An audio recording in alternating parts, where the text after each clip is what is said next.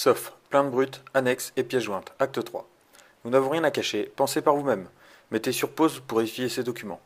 Par respect pour notre image déjà bien traînée dans la boue et par correction pour les plaignants, nous avons masqué au mieux les identités. Nous avons aussi masqué les parties de texte des entreprises non mis en surbrillance par les plaignants, ainsi que l'essentiel de l'analyse juridique, propriété du syndicat même si elle s'est déjà retrouvée dans la presse, et dans laquelle nous avons laissé apparent que les éléments relatifs au conditionnel et aux précautions prises par notre juriste ayant fait cette analyse dans un contexte particulier. Les deux pages suivantes sont les deux pages de plainte brute, les mêmes que décortiquées dans la vidéo précédente, et avec les références aux pièces jointes.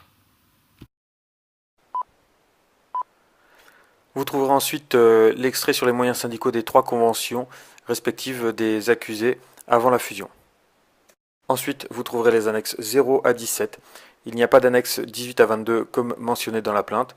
Vous trouverez donc l'ensemble des annexes qui nous ont été fournies dans chacune des plaintes dans cette vidéo.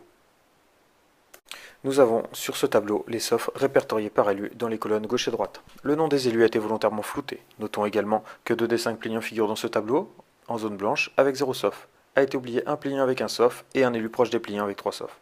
La croix indique que l'élu n'avait pas de moyens syndicaux ou possibilités conventionnelles de mettre des SOF, comme dans 2 des 3 entreprises avant la fusion. Concernant le tableau, un calendrier sur 2 ans a été placé en haut. Cette pièce n'aurait donc pas dû être retenue ou être recevable statutairement parlant, car les faits d'une plainte doivent dater de moins de 12 mois. Cette entorse permet de faire monter dans la liste des gens clés visés par cette plainte, notamment la ligne 4 et 6, blâmés, et qui s'y cumulent sur 12 mois, n'occuperaient peut-être pas la même place dans la liste.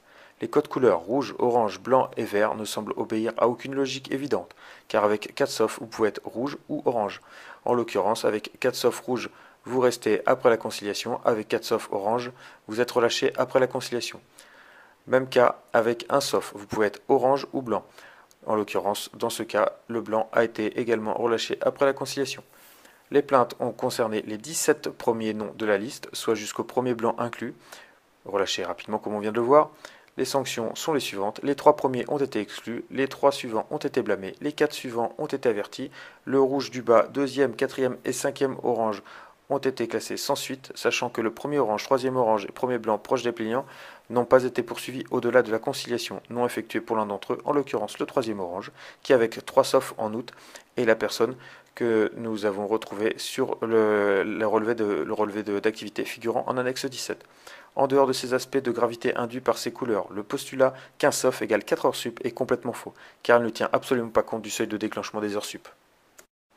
Dans la suite, vous trouverez l'ensemble des annexes avec plusieurs courriers, l'analyse juridique, la note de service, pas moins de 6 tracts syndicaux et 8 professions de foi. Ces professions de foi n'incluent pas celles, étrangement, des 2 plaignants orange relaxés juste après la conciliation.